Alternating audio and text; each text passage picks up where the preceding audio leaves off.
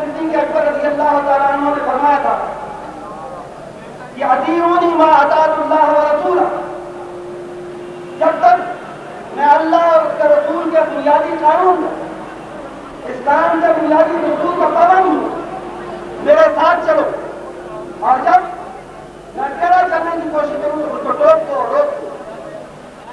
یہی وہ جمہوریت ہے جس کا ہے، اور وہ جمہوریت جو عوام کو دھوکہ نہیں دیتی،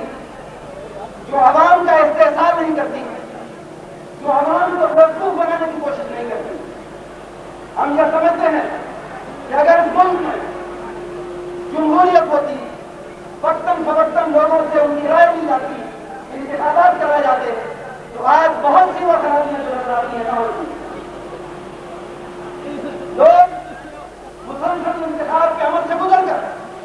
اس بات کو پہچان چکے ہوتے کہ کون ان کا ہمدرد ہے،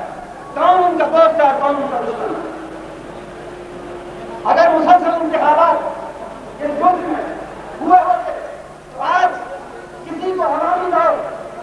نام نہاد عوامی دور یاد دلانے کی ضرورت نہ ہوتی، کوئی عوام کو محفوظ نہ بنا سکتا، کوئی عوام کے حافظے کو اس قدر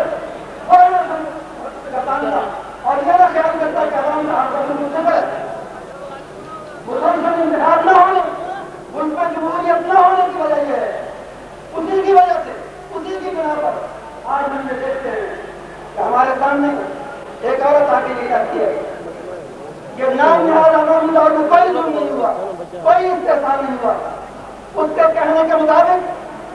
نہ سیاسی کارکن تشدد کا نشانہ بنایا گیا، نہ دین کو تہذیب کا نشانہ بنایا گیا، نہ جرائی کیمپ کہیں قائم ہوا، نہ سیاسی لیڈر غیرت سے ہمکنار ہوئے،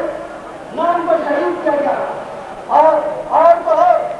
تحریک نظام مصطفیٰ جس میں سینکڑوں لوگوں نے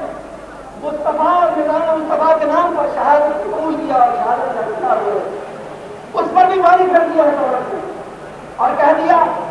کہ جس بنیاد پر یہ تحریک اٹھی تھی وہ بنیاد ہی غلط تھی، میرے پاپا کے قائم میں رکھنے میں کچھ نہیں۔ اگر پاکستان اور اس کے عوام مسلسل انتخابی دور سے گزرے ہوتے تو آج فوراً عواموں سے ٹوک دیتے اور دیش کو بننے کی کوشش اور جو